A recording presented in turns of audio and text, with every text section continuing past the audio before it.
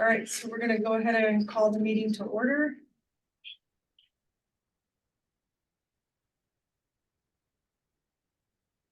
Everybody have a chance to review the minutes? Yes. Yes. Do I have a motion to approve the minutes? I'll motion to approve. Okay. Do I have a second? I can second it. So the minutes are approved. And we don't have any visitors today. The officer elections, we already did last time. Yeah, Yep, we're all so good. it's Chris and I. All right, so let's go on to old business and we'll start with this streetscape. So just an update for you all and for the public, we will have a special meeting scheduled. You're gonna get a doodle poll style from us from the city to schedule that. Hopefully, hoping within the next week to 2 weeks, we can find that and get it done. So we don't have another delay of our meeting with the county and the engineers. All right. And now the budget discussion. Budgets. I mean, the fun discussion's always fun. Don't go to sleep on me, everyone, like other folks want to do around the city. That's a joke, you can laugh. I will make this bigger so you can all see it. Sorry, Chris, here. Let's get that on the way, Zoom. So this is your budget as you have it as this current year. I'm going to tell you, we look through real estate trends and the taxes and such. And of course, you have commercial property in your district that affects your real estate property taxes. We do expect the budget number that we have from this past year, this current year, to be about a 1% increase. We're looking at property values and sort of the trend line. Now, we monitor that quarterly, and if you're gonna get more revenue, we amend it up through the council and such, but really what I'm getting at is maybe a very small increase in real estate taxes. Your business licenses, we do expect to be up with some of the new businesses. We don't know the amount yet because we haven't seen a gross receipts number for this year and such, and Schnucks and improvement and such like that in their business, gross receipts. So you may see a little estimation up in that number from revenue side, but you're still talking no more than a couple thousand, right? I mean, it's really not a huge number overall. And then this is your transfer amount from this current year out to Parks and Rec, the $8,800. Now, we rebated some of that. We pulled that number back a little bit in our estimate, so it's probably gonna be about 7,000. We also now are doing, with our electronic time cards, we can do monthly tracking of where those hours are charged. So we can update that revenue transfer more quickly and such. And so there's no waiting, have to wait till the end of the fiscal year to figure out what we've spent and such. We can do that more in real time. So that number is likely to change as we go through the fiscal year and likely come down a little bit as we use real-time tracking of the hours put in. But overall, I would expect your revenue, when you take in the transfer out to the general fund to pay for those park services, to be right about 19 to 20,000 again this year. In terms of expenses, as you all know, we have generally built your budget around, well, we're waiting for the streetscape, so we've been on sort of a maintain budget. We do some advertising, we do some programming, but it's really the infrastructure is built around the streetscape process. So I have made no recommendations to change that. Now, certainly if you all want to involve more spending and expense, you can support that and recommend that to the council. We've got Fran's professional services will be built in, her cost. Her time for Crossroads is $75 a month. And we build in an extra $250 if there's extra support you want for some recruiting businesses and such like that. We do have the recycling bin. This cost is going to go up. Unfortunately, you are no longer a $90 recycling bin. I wish Republic was at that cost. The other districts are paying right now about $380 a month for their bins. You're not going to pay that, but you're probably getting closer to about $130. That's a once a month. Once a month, yeah. That's the blue bin. So over by your business, correct, Allison? Try to think of it. On Yeah. the Elma lot. Yeah, it's on the Elma lot. Is that going up because we're really using it more or just rate increase? Going up because of Republic's Yep. contract. Yeah. And unfortunately, I sort of priced out with a couple firms, obviously Waste Management, which does the city, but then also just some other firms that prices don't seem, there's a great collusion of prices, it seems to be, so. But I'm welcome to any thoughts if you all want to change anything or look at changing or. Does it get a lot of use? Yeah. Yeah. We do have 2,500 in the budget this year for any advertising you want to do. So the events that you put together, things like that, that's where that generally has been supported from. This electricity for lighting is the parking lot lighting in the Alma lot, and then in the lighting behind your building, Jeff, area, the public area there, that we own. And then this year we built in one facade grant into this current budget. We can always amend that as we go through the year, but we always like to put a plug number in for the year, how many you expect or you believe you want to support for the coming fiscal year. So that's the budget in a brief nutshell. That really is $7,000 of expenses. So you ultimately look at it, you're banking about $12,000 to $13,000 every year into that fund balance, which of course is growing, which will help in your streetscape process, right? I mean, the city's committed capital funds to that when that comes in, but also then you have investment dollars from the district to justify the taxation of the district to be put into that as well. Just by comparison, what do the other business districts pay in advertising? Oh, it's a huge, really huge difference. I would say Old Webster's probably, I think their budget's right around 22,000 between, and some of that is support to the Old Webster Trade Association for the events, which ultimately turns into advertising. It's just a pass through to them. Old Orchard is a little smaller with gazebo series, probably closer to, Fran would say, with Christmas, 5,000 to 6,000, somewhere in that range. So Percentage wise, is it comparable or is it just, it's comparable, but quite honestly, I don't think there's been a long practice at Crossroads having an advertising program really to the district. So we haven't seen much usage of it. So we just continually put the number in to have it there. So as you need funds, and then of course, as you need funds, let's just say your recycling bills go up, right? And we get to the end of the year, we pull out of that advertising fund and move it to recycling to cover that. So you don't have to go back to council and amend the budget and such.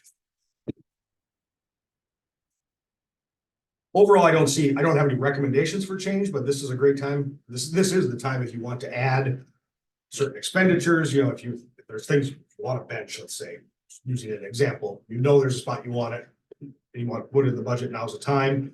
I certainly think the streetscape is probably gonna bring that out, but other things like that, this would be the time to add it. Or increase advertising, make another plan, such. Like for the Parks and Recreation. Yep.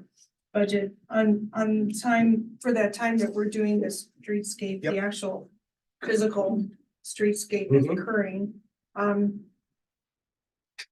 That portion of the Parks and Recreation is for all the pots and plants and. And so whenever we're on the streetscape, so if the street's all ripped up and we're not putting plants out and Yes, such, we pull you're all not that getting back. charged any of those costs. So that actual transfer out from your fund to the general fund will not happen in that moment for those costs. So when we build the budget for the parks plants and the pots and their time, when those expenses don't happen, we just don't make that revenue transfer. In the past, that was all done believing that it was going to happen, all of it happened, and it generally all did, right? We looked back at the hours and the spend was there, but we all did it at one shot. It was just, here's a big transfer and this money is what's supposed to come out and go into this fund. Now we're able to real-time track it, which is good for the auditors, right? We know that we think Crossroads owes us $9,000 to the general fund, but really it's only $7,000. So we only have to make that transfer that's necessary. How often do they do that? We're doing it quarterly, so we can track monthly, but then we add quarterly the other bills and such like that.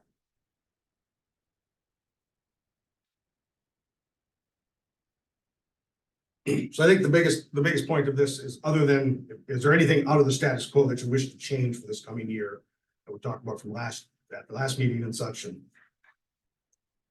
No. then, Madam Chair, I think all I need from y'all would be a motion to recommend budget Okay, as from the current year. all right, So let's motion to recommend to approve the budget as it's outlined in the current year. And, can I get a motion to approve? Motion to approve. Okay, Jeff, motions to approve. Can I get a second? Second. All those in favor, say aye. I All those opposed, say nay. Okay, the ayes have it. Oh, I forgot to do that on the approval of the minutes. Okay, so our budget discussion is good to go. All right. I'll submit it and I'll send you a copy of what we submitted in as the request, so you all have it. Okay. Councilmember Franklin has joined us as well. Right. Okay, on to new business. I have no new business. We're at a 20-minute meeting here, so. And our BDC update. I'm stuck in North Dakota, so I'm sorry I couldn't make it, but so give it to us. It's a hard time for people to make sometimes, But coffee went great. We had a good turnout. Eric did a great presentation on the SID model and we have our meeting tomorrow, so we'll decide how we're gonna move forward with that, but I feel the general consensus is people would like more information or to like keep pursuing that. So if anybody has any questions, I guess ask a BDC member and they'll try to tell you, or ask Eric, or also Eric introduced the blue dot map that will be coming up, which is exciting and free to use. So we're happy about that. It will take some community participation to, you know, train people to use it. But we'll be able to have QR codes in our businesses. So if somebody is at my store, they can come in and say, where should I go to eat or where else can I shop? And they can pull up the map. From the business owner side, you can put up your own promotions or change your hours, etc. And then also you can pay your business license to the city on there, which Those are red dots. So just briefly, I'll highlight this and Blue dot more. site. So this is the internal Blue Dot site, and Chris, we are gonna take you up on some of your expertise on how to help the QR codes and the collateral and such that we have out in the public. And I'll get to another city update there in a second, but just to give you a sense, this is our, I know you can't see it all because I've got the map view on, but right now we're using a program called Magnet, which holds our business licenses in. If you all saw it, it's a fine program. It works, but also it's built on essentially a spreadsheet view. You have columns everywhere, and literally, so that's about 85 columns long, right? When you get all that data. So this really takes all that data, Blue Dot, and brings it to a much more user-friendly front view. So internally, Big Bend Orthodontics, here you are. Look at that. We're going to use you, Heidi. Your business is right here. So this will grab not only our data that we put in, but also scrape Google and all those other data sources that are out there and add in. So we found 1,400 businesses in Webster Groves. Well, we only get a business license from about 600 now. So and that's because some businesses don't have to pay a license or are home-based, right? So now we have a much more complete picture of those operating in a commercial space in some way in Webster Groves. Could be home-based or such.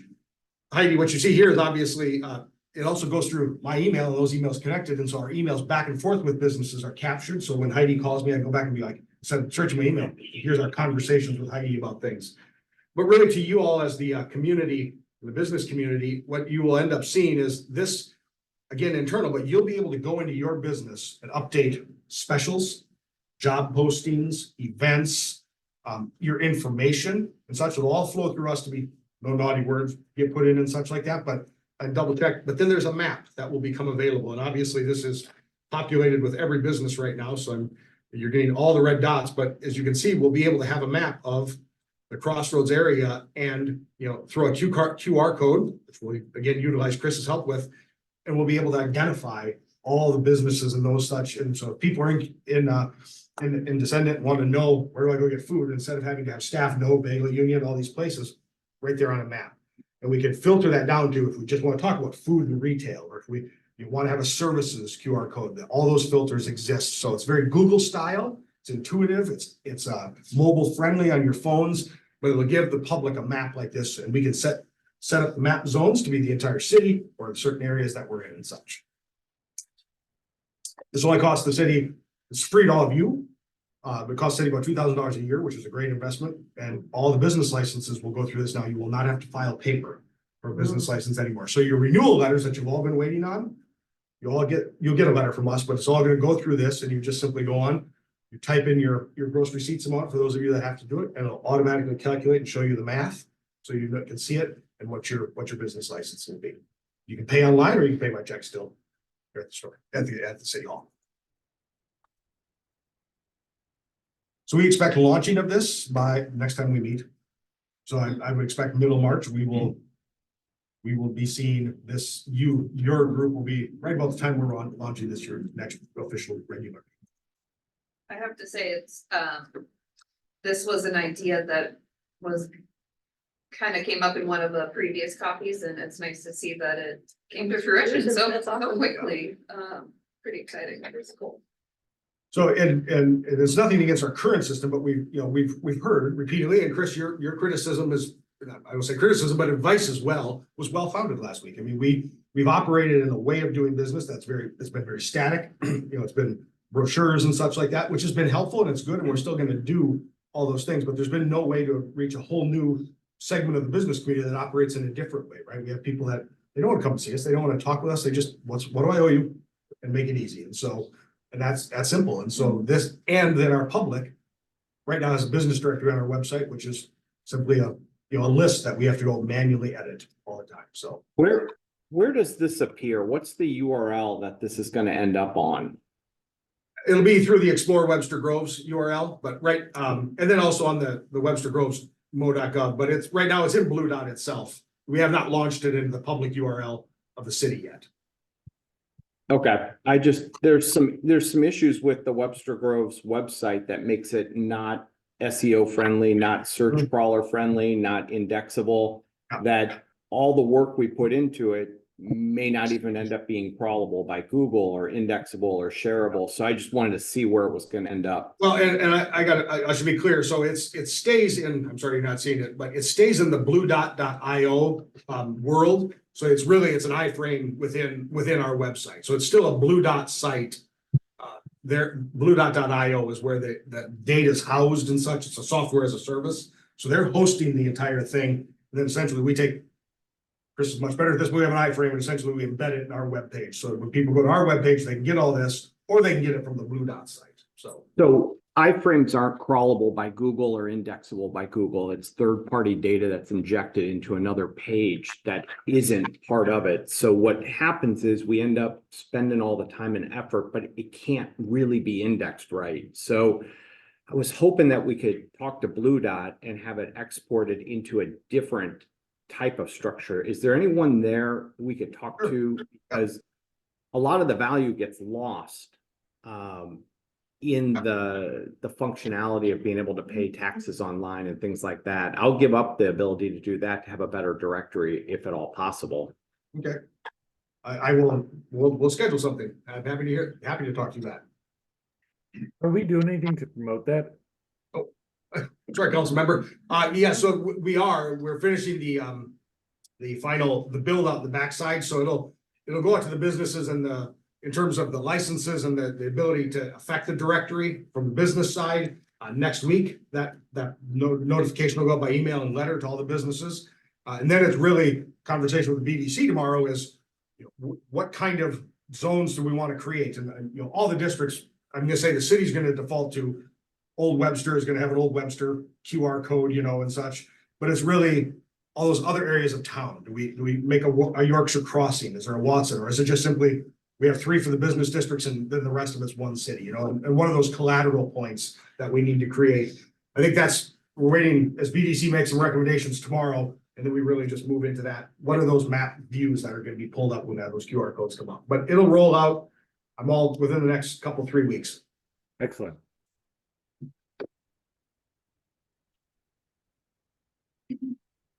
All right. So let's go for city update. Councilmember Franco, I'll turn to you. I got nothing to share unless you want to share something.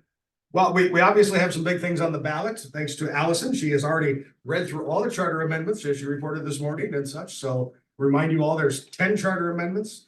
Proposition W, which is the city's destination WG Parks and Recreation Bond, is on the April election, and 3 council candidate seats.